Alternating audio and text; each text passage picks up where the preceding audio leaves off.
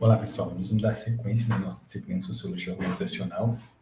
Hoje a gente inicia o capítulo 3. Para esse capítulo está reservado aula 5 e aula 6, tá? Então, para além das discussões do texto do capítulo, eu vou trazer alguns dados a mais para a gente poder conduzir essa sessão, né, do nosso trabalho. Bom, o capítulo em si ele vai tratar do indivíduo na sociedade. Então, ele vai analisar, de fato, vai trazer para a gente a proposta de pensar o quanto do nosso comportamento individual está atrelado a essa vida social que todos nós desempenhamos, hein? Depois a gente vai discutir isso também um pouco no âmbito das organizações, ok? Esse trabalho vai ser feito entre hoje e amanhã, tá? Para a gente começar a fazer a nossa discussão, gente, eu vou trazer uma experiência que eu tive em sala de aula, quando eu dava aula lá no ensino médio, que eu chamo de amiga traída, tá? Que a gente tem um objetivo, que é tentar pensar um pouquinho sobre o quanto que as nossas percepções imediatas de tudo aquilo que a gente vivencia reflete de fato as vantagens e as desvantagens que a gente encontra na nossa vida cotidiana, né? Nossa vida cotidiana dentro, né, das organizações, nossa vida cotidiana enquanto um ser social, um indivíduo que vive na sociedade. Então, o que eu estou chamando a atenção, gente, a gente problematizar um pouquinho sobre o quanto eu consigo captar,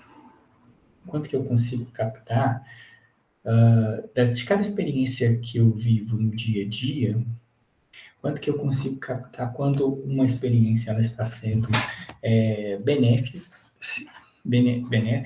para mim, né, trazendo um benefício, quanto ela está sendo ruim, né? O exemplo da amiga da traída, gente, ela aconteceu, então, numa sala de terceiro ano, quando eu era lá professor de Sociologia no ensino médio, e aí eu fiz um exercício com os meus alunos e minhas alunas, de a gente enxergar a estrutura social da sala, e para a gente aprender um conceito, que tem muito a ver com esse capítulo da nossa unidade, que é o conceito de capital social, né? O conceito de capital social, ele remete às relações que nós estabelecemos com os outros indivíduos, relações às quais que nos possibilitam certas oportunidades, certos benefícios, né? Então, quanto mais capital social eu tenho, quanto mais relações eu tenho, e quanto melhor, né, essa relação assume uma estrutura no qual me coloca numa posição de intermediário, maiores são as minhas vantagens. Tá? Os sociólogos têm mostrado que esse tipo de capital, gente, capital social, ele é fundamental para resolver determinados processos, seja processos coletivos, né? Como, por exemplo, combater a dengue, uma determinada vizinhança, né? Sejam processos individuais, como, por exemplo, ser promovido em uma empresa, um gerente um cargo de gerente, ou um gerente ser promovido a um cargo superior em uma empresa. Tá? Os estudos aí, eles têm mostrado que as relações são fundamentais nesses processos e que existem certas posições dentro das redes que existem nas organizações que geram benefícios para os indivíduos, por um lado, e, em termos de coletivo, existe uma determinada estrutura de rede que gera benefício para o coletivo como um todo. Tá? A gente vai ver isso aí provavelmente na próxima aula, mas o que interessa agora é a gente manter isso na cabeça, né? Além do capital financeiro, dinheiro mesmo, além do capital cultural, conhecimento que a gente tem, a gente tem aí também, né, além do capital político, a gente tem um capital que é chamado de capital social e ele é relevante para a gente entender o que acontece na nossa vida e com o nosso grupo. Bom, então o que foi o exemplo da amiga traída? Nessa sala de aula, eu criei o seguinte experimento. Disse aos alunos e às alunas que elas tinham 3 pontos para distribuir livremente entre seus colegas. E havia algumas regras para fazer essa distribuição. A primeira delas, obviamente, é que você não podia ficar com nenhum ponto para você. Você tinha que distribuir todos os pontos. A segunda regra era que desses 3 pontos você deveria dar, no máximo, 1 ponto para cada um. tá? Então, você poderia dar apenas um ponto, não poderia dar 2 ou 3 para a mesma pessoa. É um ponto para cada um.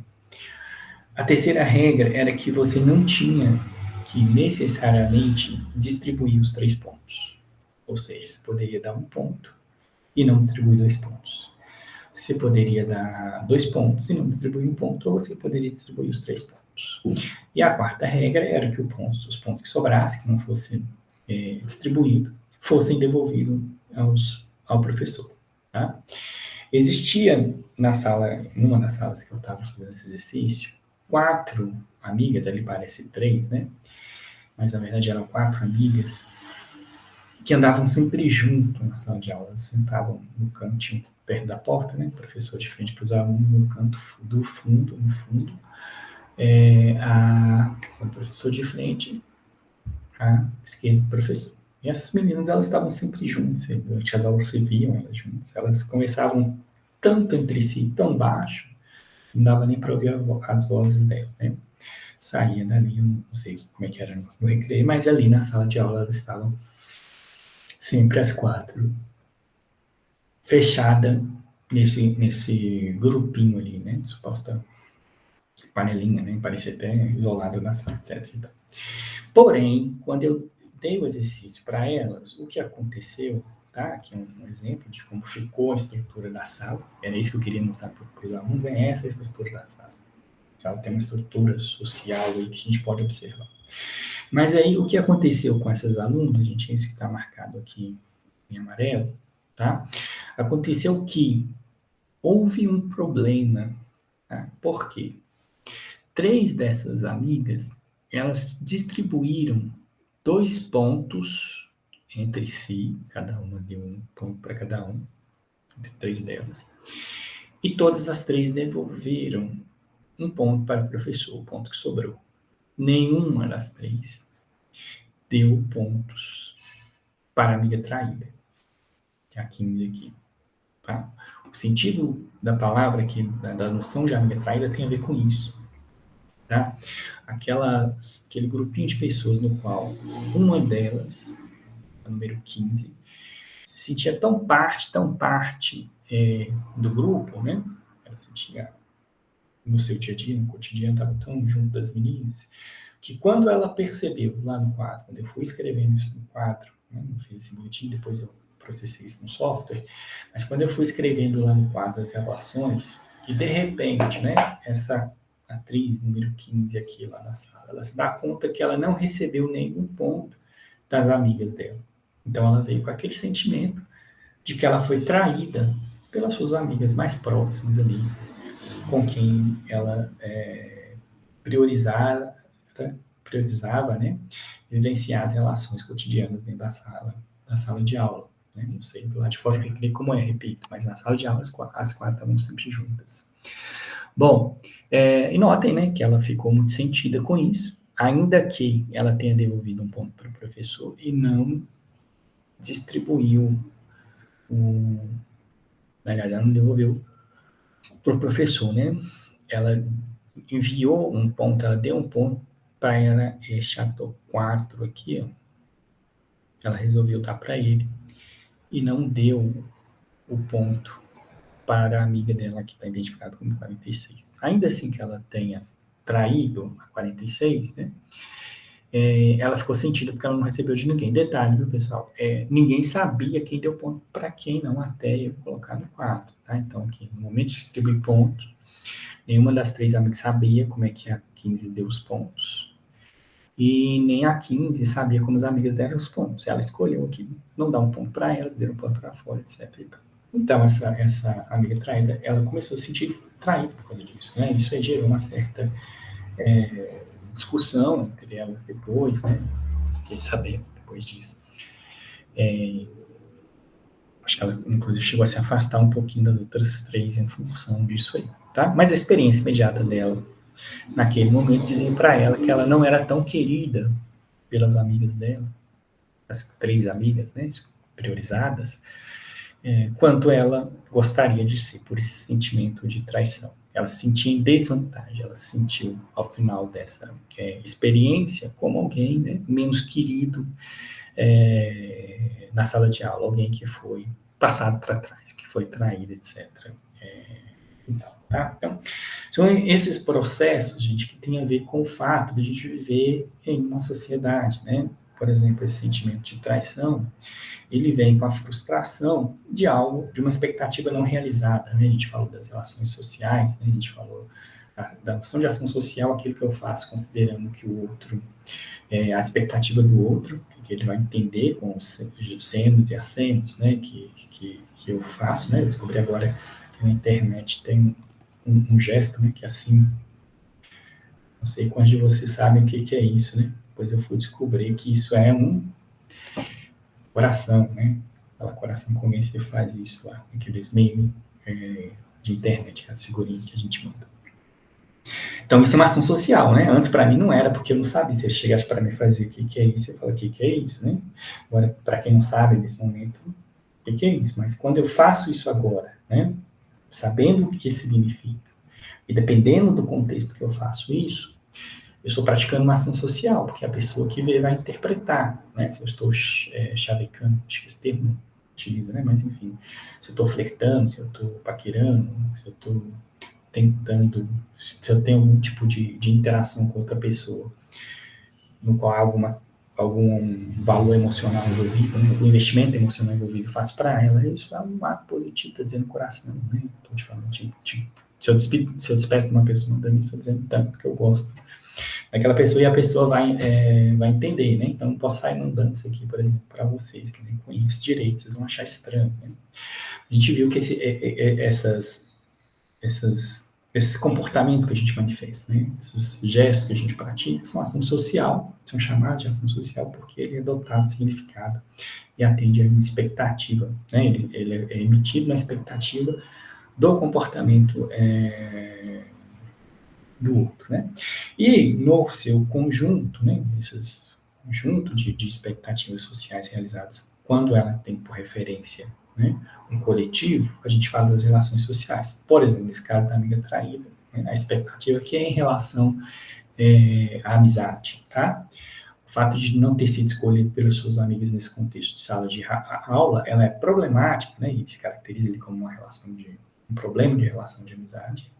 Não só para a amiga traída, mas para a turma como um todo, que também viu, poxa, a menina anda sempre junto, eu achei que elas iriam dar ponto para outra, mas a expectativa ali, ela foi frustrada, né? Então, a relação de amizade, nesse caso específico, ela começa a entrar numa certa desvantagem, tá?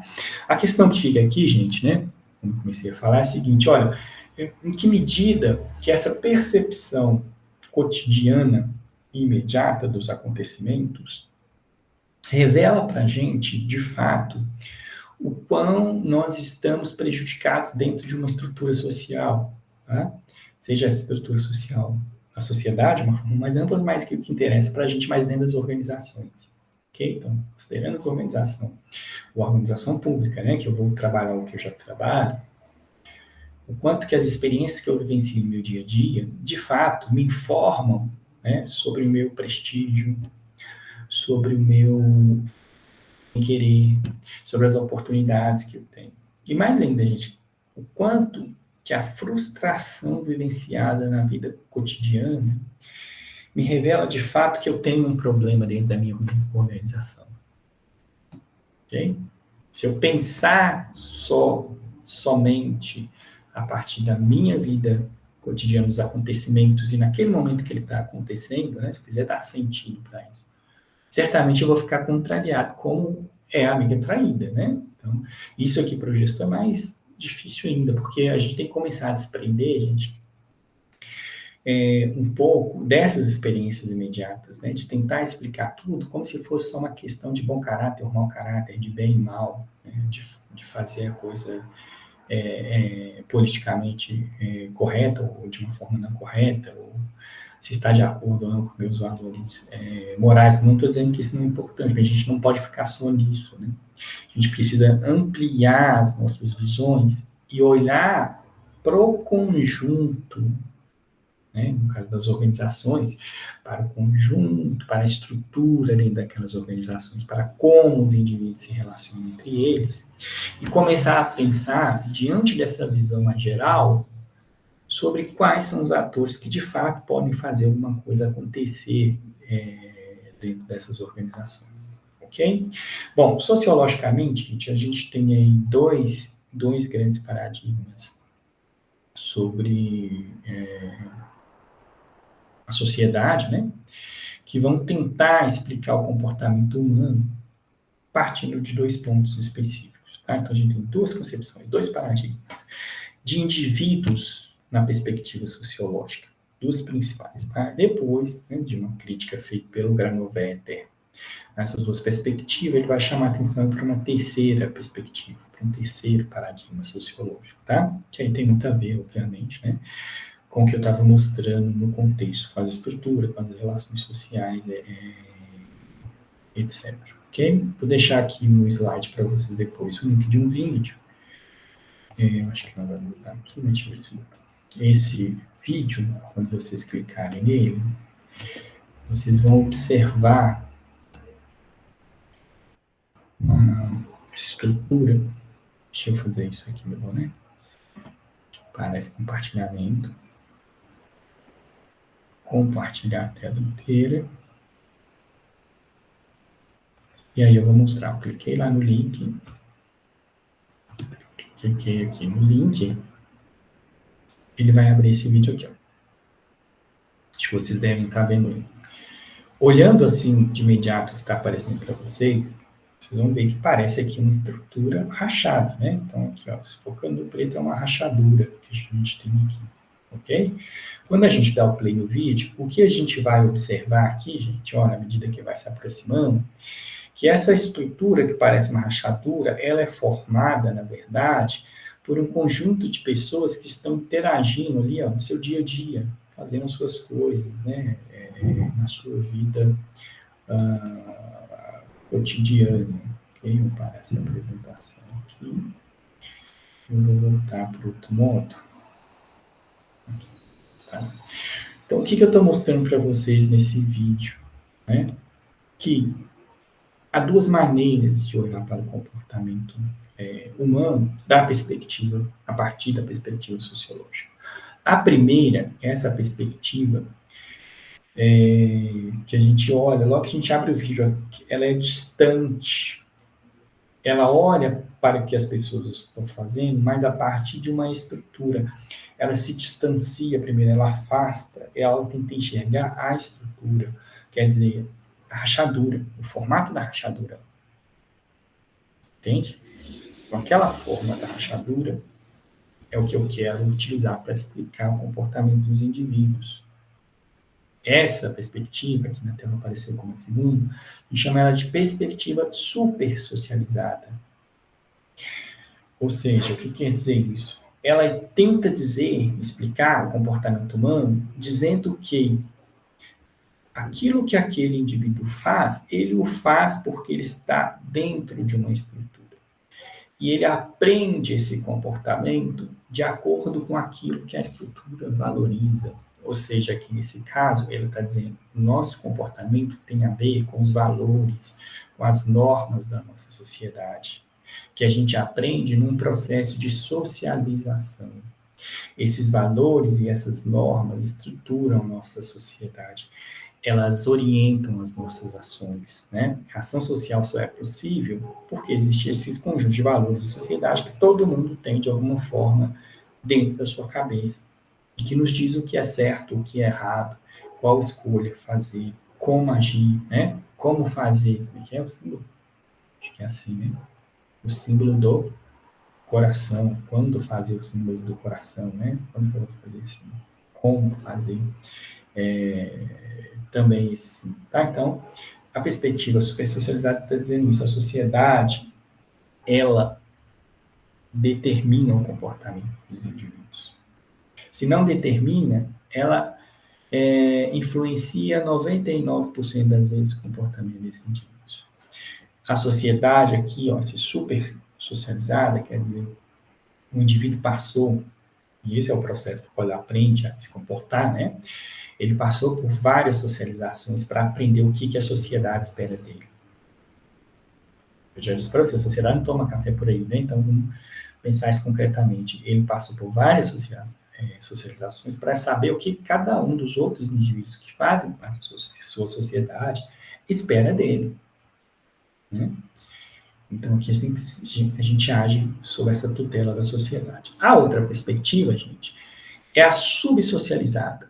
Essa perspectiva subsocializada, ela olha para o comportamento humano e tenta explicar esse comportamento humano a partir das escolhas dos indivíduos. Tá? Então, a subsocializada é aquela que, olhando para a rachadura, para a estrutura, ela não vai ficar satisfeita.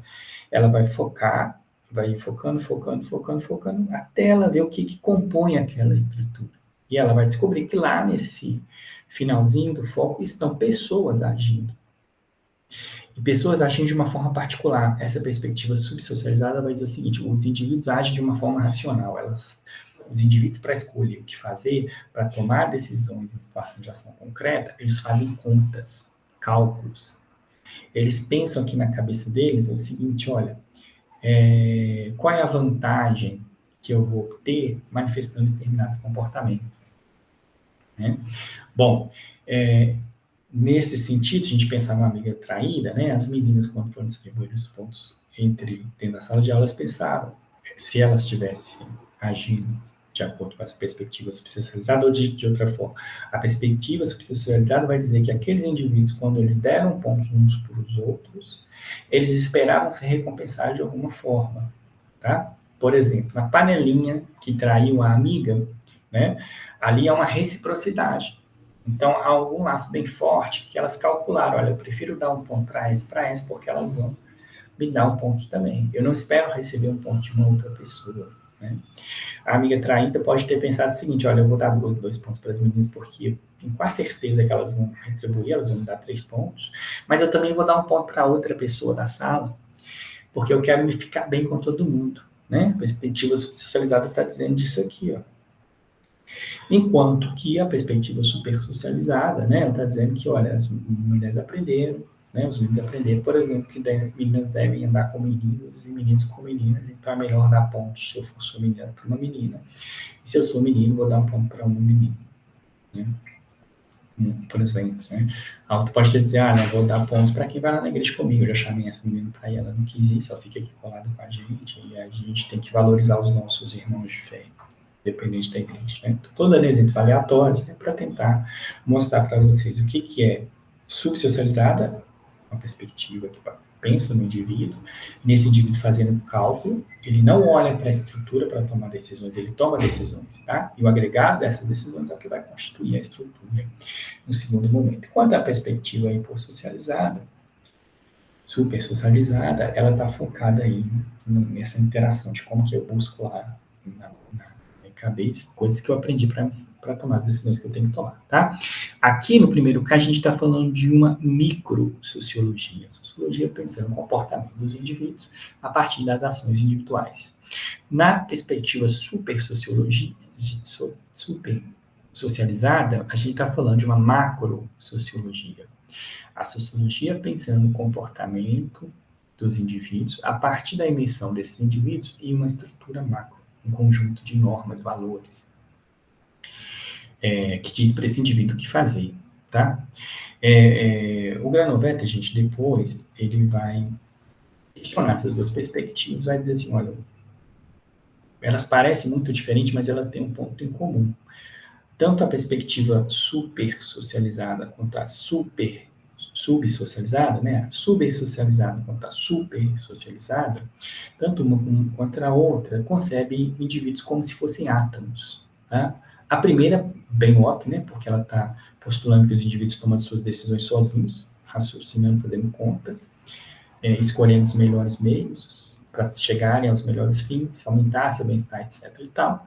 Já a segunda, ela concebe um indivíduo que age como átomo no sentido de que, no momento de tomar suas decisões, esse indivíduo não precisa se preocupar com quem que ele está se relacionando.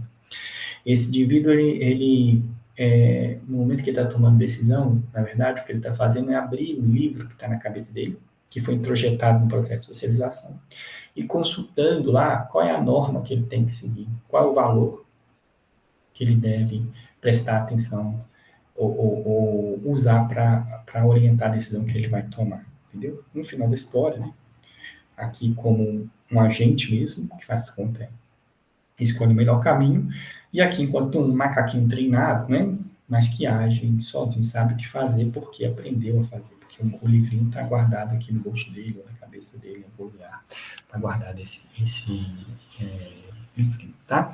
Já a perspectiva da imersão, então ela vai criticar essas duas perspectivas, vai dizer assim, olha, existe uma coisa muito importante que determina, que influencia como os atores vão agir, e que muitas vezes a gente não tem consciência imediata dessa coisa, tá? Qual coisa que é essa? As relações sociais. O padrão de relação que eu desenvolvo, tá? A perspectiva da imersão vai dizer assim, nós estamos imersos em redes de relações sociais, que nos criam oportunidades, que criam constrangimento, tá? Não vou dizer isso que agora, eu vou voltar esse ponto específico mais para frente. Okay? Bom, e aí, o que eu queria trazer para vocês? Algo que está lá no livro, a gente discutiu um pouquinho, a ideia de que, olha, na sociedade no geral, isso é mais bem tranquilo quando a gente pensa na sociedade, nós estamos imersos nessa sociedade, fazemos parte dela, né? Mas a gente acaba participando de vários grupos sociais, tá? Então aqui, e aí vocês podem pensar na vida de vocês, né? Cada um de nós aqui temos grupos específicos, como o grupo da família, o grupo com que eu pratico esporte, eu não, vocês, né, gente? Não sou tão esportista assim. Os meus parentes de segundo grau, que é um pouco mais distante que minha família primária, a galera da faculdade, né? Vocês têm a galera do polo, né? A galera da UFOP, um grupo de clientes, né? Que está dizendo onde eu trabalho, associações, lazeres, tá? Nós temos esses grupos na nossa vida, tá? E assim, nós somos gente que não se filia a um grupo apenas, né? A gente está o tempo todo filiado a vários outros grupos, tá? E esses grupos em si, eles também desenvolvem relações específicas, padrões de relações específicas. Eles pensam de uma forma muito particular, né? Talvez uma forma mais tranquila a gente ver a quantidade de grupos sociais na qual a gente participa, né? Seja hoje, né? Ó, celular. Abram lá o WhatsApp de vocês, né? O celular tá aqui. Abram lá o WhatsApp de vocês e vocês, então, verão vários grupos, né? Grupo chegando aqui adoidante. Mas vocês vão ver vários grupos quando abrir o WhatsApp de vocês, né? O grupo da família, aí tem uma família dentro da família, porque tem um grupão da família que é da avó, da tia, tá? Mas tem um grupo que é só da família nuclear, talvez tem um grupo dos primos bons, né? Os primos chatos, tem um grupo do trabalho, tem um grupo da escola, tudo isso aí pode ter aí no celular, de vocês que expressam, né, de certa forma, esses lugares de encontro, ou são resultados desses lugares de encontro, né?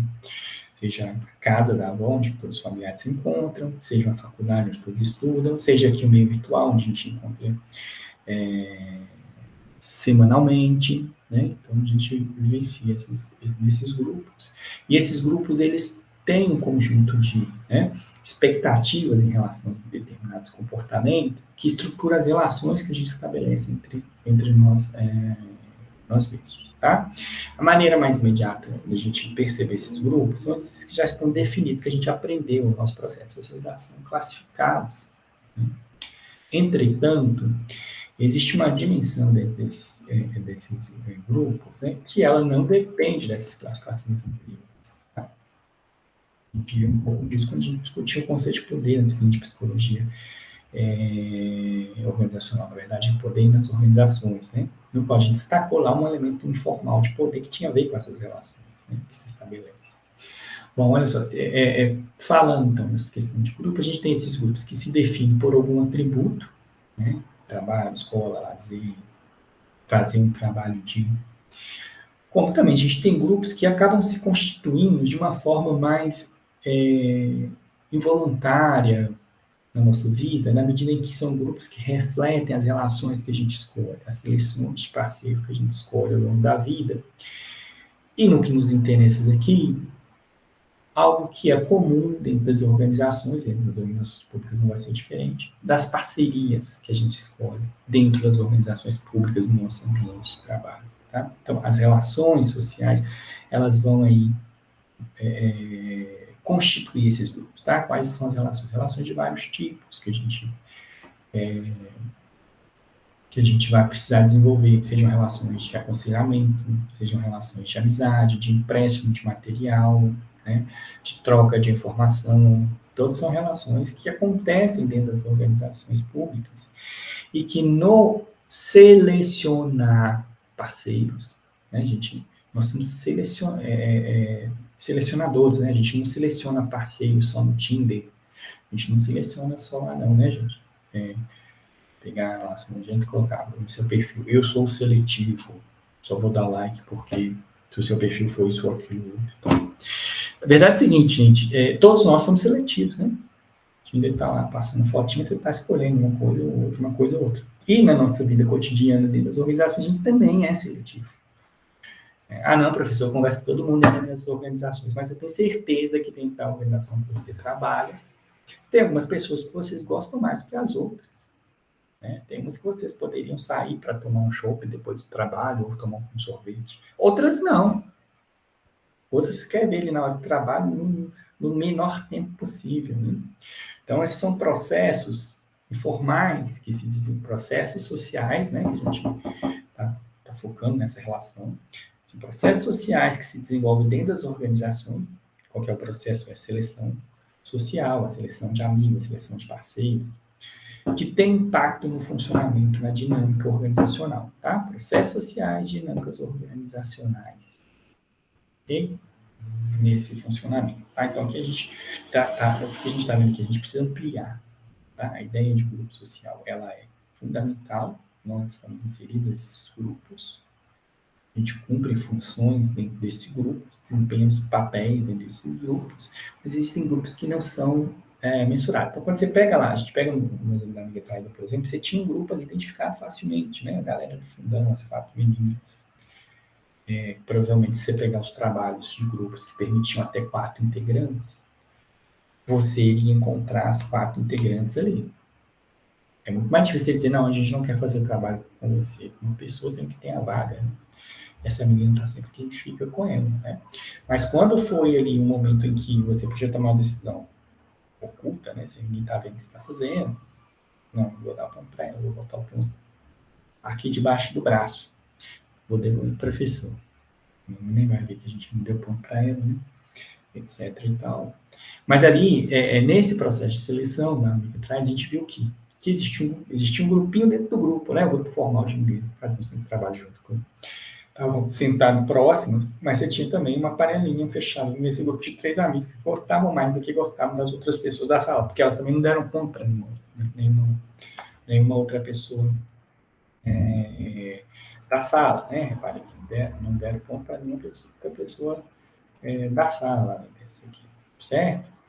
Então, nesses grupos, a gente vai desempenhar isso aí, que são os papéis sociais, tá? São expectativas que se desenvolvem em torno da gente, considerando aquela função que a gente desempenha dentro da sociedade ou dentro do nosso grupo social, tá? Vocês estudaram na psicologia organizacional, talvez nas teorias organizacional também, acho que não foi mais da psicologia organizacional, de uma maneira mais tida, por exemplo, o papel de líder, o papel de liderança, né? Que não é um papel que está necessariamente escrito nos organogramas. O que está escrito nos organogramas são gerentes, diretores, que são lideranças formais, né? E que desempenham um papel social de líder, ou pelo menos espera-se que desempenhem. Né? Quais são as características desse papel social do líder? Vocês já viram? Tudo isso na outra disciplina, né? Alguém consegue convencer os outros de agir coletivamente, de fazer um esforço um pouco maior, né? Alguém consegue dar uma organização no processo, alguém consegue resolver conflitos, que consegue motivar, né? Tudo isso são elementos que compõem esse papel social do líder. tá?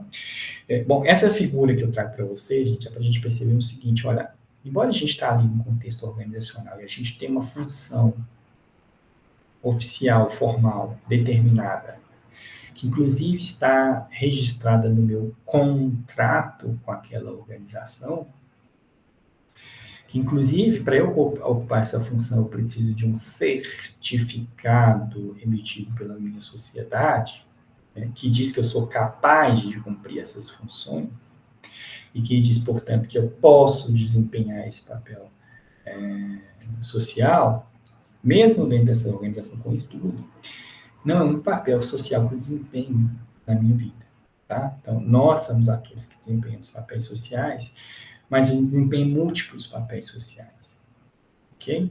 Ao mesmo tempo que eu sou professor e tento atender as expectativas de vocês, com base naquilo que eu aprendi o que é ser um professor, do que eu entendi que a nossa sociedade espera de um professor, eu não sou só professor, né? Eu sou pai, por exemplo. Vocês viram o livro aqui demandando alguma atenção minha aqui, né?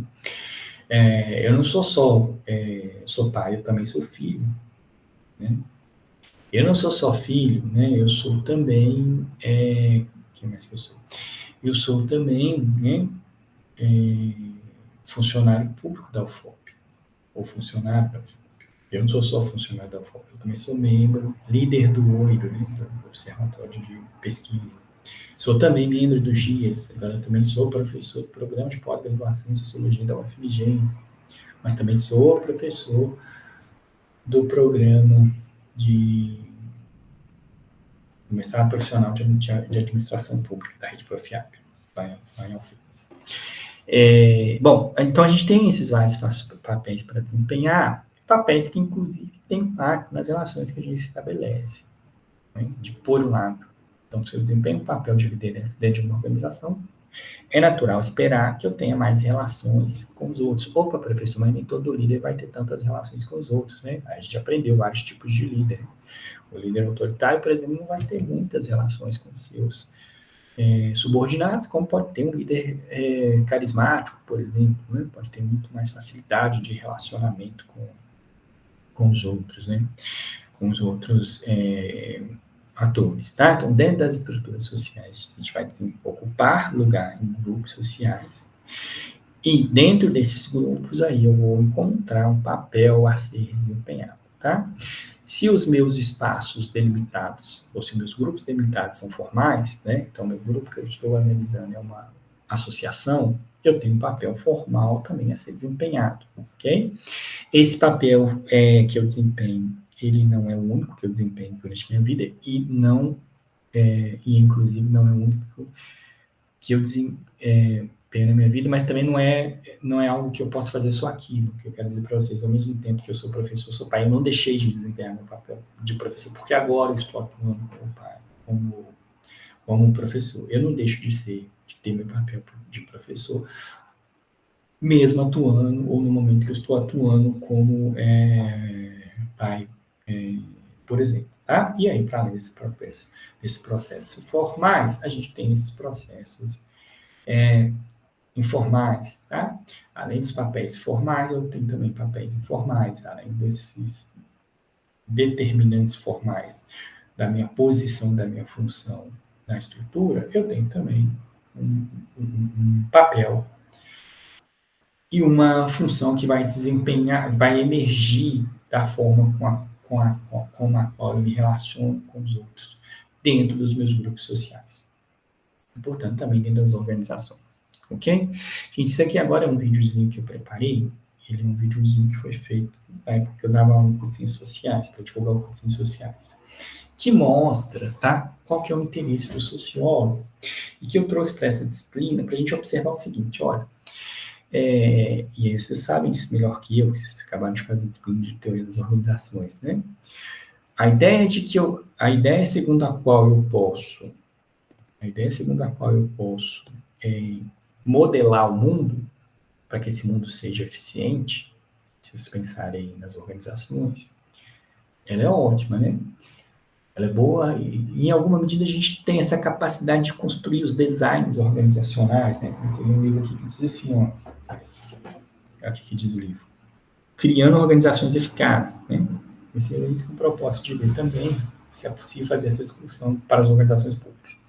E aí, nesse livro, ele está falando de receitas, 5 receitas básicas mesmo, que tem a ver com o tamanho, com o tempo das organizações, que seriam formas de desenhar uma organização que é eficaz, ok? Bom, legal. A gente pode, de fato, trabalhar com algumas variáveis e construir esse modelo formal, tá? Mas existem outras variáveis que a gente não tem controle. Entre elas, a forma como as relações vão se estabelecendo e configurando um padrão de relacionamento dentro das organizações. Ok? Os professores da sala da amiga traída, eles têm a capacidade, de alguma forma, né? A gente não sei se ouviu falar do mapeamento de sala, né? De mexer com a estrutura da sala, né? Com base numa regra que é legal, uma prática que é aceitável, que é mudando o aluno de lugar dentro da sala de aula. É um dos elementos, né? Outra técnica que também é aceitável é montando os grupos, não deixando isso por conta dos meninos, mas montando. Pode mexer nessa estrutura, né? Mas se a gente deixa isso por conta dos homens, não acontece. Duas coisas, gente. A ideia de que uma estrutura vai emergir quando as pessoas se reúnem dentro de um grupo social. Então, as pessoas que são colocadas dentro de uma organização selecionadas pela organização, elas vão formar um padrão de estrutura de relações que é particular. Embora, né, possa sofrer influência do que está formalmente escrito, diz que é gerente, você é vendedor, você é almoxarife, etc. e tal, ou você é diretor, você é gerente, subgerentes, etc. Tal, tá? Nós, enquanto atores sociais, nossa potencialidade enquanto atores sociais está para além da capacidade dessas estruturas formais de dizer com quem a gente deve e quando a gente deve falar ou não, se relacionar ou não, tá? Então, aqui a ideia é essa, a gente pensar, né, o que vai acontecer quando um grupo se forma. Deixa eu dar o play aqui. Vou passar aqui o vídeo, ele vai falar, ele está sem som, é sem som mesmo, tá? Então, quando um grupo se forma, poucas pessoas se conhecem. Elas passam um tempo se encontrando. O que acontece? Vamos observar o que acontece. Na primeira semana, segunda semana, terceira semana, quarta semana, quinta semana, sexta semana, sétima semana, oitava semana, e por aí vai, né? Mas o que está acontecendo? Novas relações estão surgindo. As relações estão mudando ao longo do tempo, tá? Caberia os sociólogos observar essas relações aí ao longo do tempo, ok? Então, isso que eu queria mostrar para vocês, né? Ao longo do tempo, né? Quando as pessoas estão juntas, quanto mais tempo passam juntos, mais essas relações vão se formando. Vocês que estão frequentes nessa disciplina, estão se aproximando entre si, estão se destacando enquanto um grupo em relação àqueles que não estão vindo aqui nas terças-feiras, né? E ao entrar no curso, nas diferentes experiências que tiveram aí, tá, esse trabalho em grupo, essas coisas, né? O mesmo grupo informal que existe entre vocês, eu tenho certeza que existe, né? Grupo informal no WhatsApp, essas relações foram criando. Quanto mais tempo vai passando, mais as pessoas vão conversando entre si. Tá? A tendência é que as relações se constituam, que laços se constituam, mas cuidado, gente, elas também podem se romper. Okay? Essa ideia de uma relação negativa, ela também é presente e também é de interesse sociólogo, é um processo social. Né? Uma relação social negativa é o conflito, né? Que dá origem a esse processo. O conflito é um processo social, okay? Que pode levar a ruptura de relações e que tem impacto sobre as dinâmicas organizacionais. Então, é algo para você, enquanto gestor, também se preocupar. Ok? Bom, o que esse videozinho está mostrando, então? Que essas relações elas vão emergindo durante o tempo e não tem como a gente, né, encontrando com outras pessoas de forma regular, não estabelecer relação entre elas. E não tem como a gente, né, estabelecer essas relações que vão mudando ao longo do tempo. Né? E a mudança ela também não é tão radical, gente, ela é lenta, é gradual. Vamos destaque isso, tá? Laços que se formam aqui com vocês vão durar durante muito tempo. Vocês não vão fazer amizade com um indivíduo hoje, com 2, 3 e amanhã brigar com 3 ou 4, né? Assim, né? Desfazer essa amizade. Embora agora tenha essa cultura do cancelamento, né? Isso é uma aberração, mas enfim, tá aí. Bom, essa perspectiva da imersão, gente, ela vai dizer o seguinte, olha, os comportamentos e as instituições a serem analisadas estão sempre compelidos pelas contínuas relações que são sempre compelidos por essas relações que interpretar o comportamento e as instituições sem considerar esse elemento de interdependência, tá? Sem considerar as relações, representa um grave mal-entendido. O que o Galileu vai estar dizendo, tanto a perspectiva subsocializada como a supersocializada, representa um grande mal-entendido porque ela não considera que os indivíduos ao tomar a decisão de ação, seja de forma racional, seja de forma a reproduzir normas escritas pelas suas sociedades, esses indivíduos prestam atenção em qual contexto relacional eles estão imersos. Vocês sabem o que falar quando vocês estão na família de vocês. Vocês sabem o que falar quando vocês estão no grupo da universidade. Vocês sabem o que falar quando estão no grupo do trabalho de vocês, mas vocês sabem não só porque vocês aprenderam, porque vocês estão ali no dia a dia, relacionando.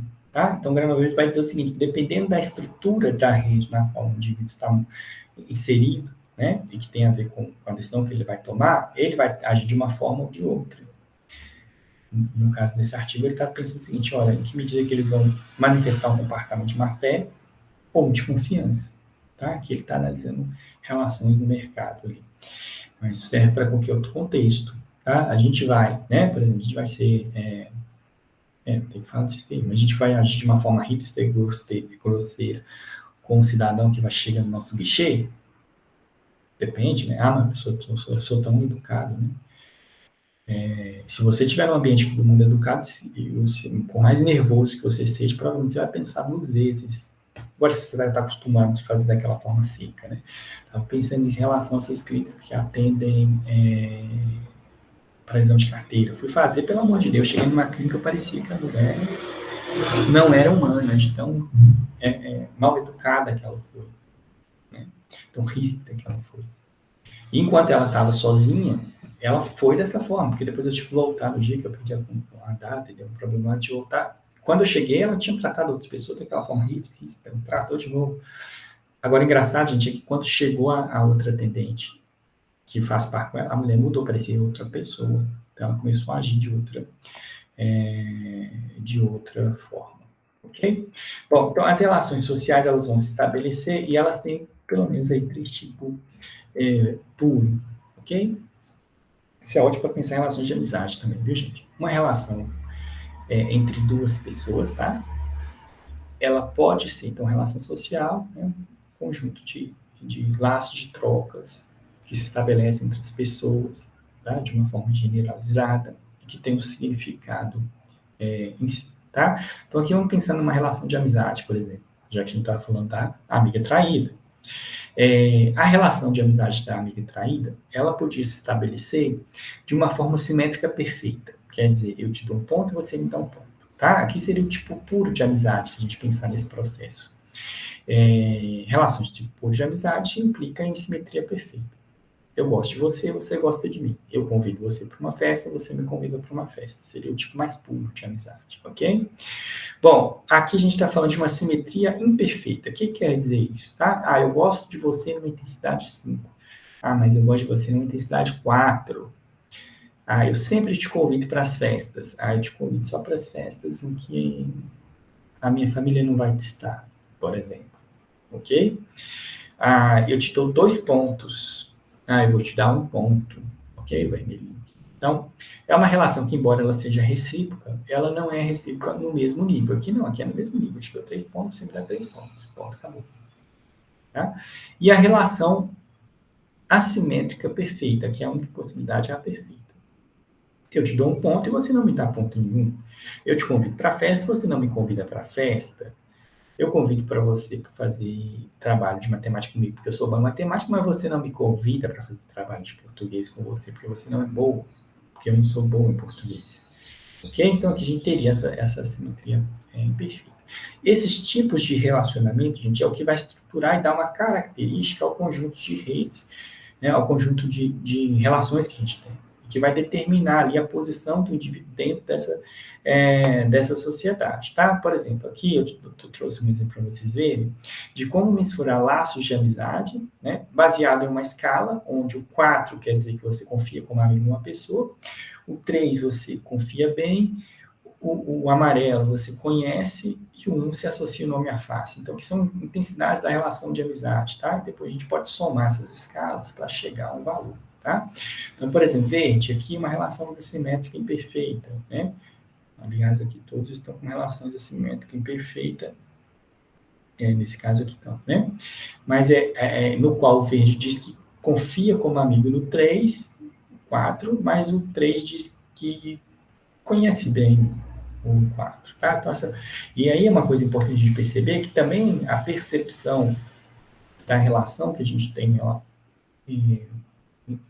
a percepção na verdade, a qualificação da relação que a gente estabelece, né? Eu, enquanto ego, eu consigo dizer o quanto que eu gosto das pessoas. Enquanto alter, eu não consigo dizer quantas pessoas gostam de mim, mas eu posso supor, né?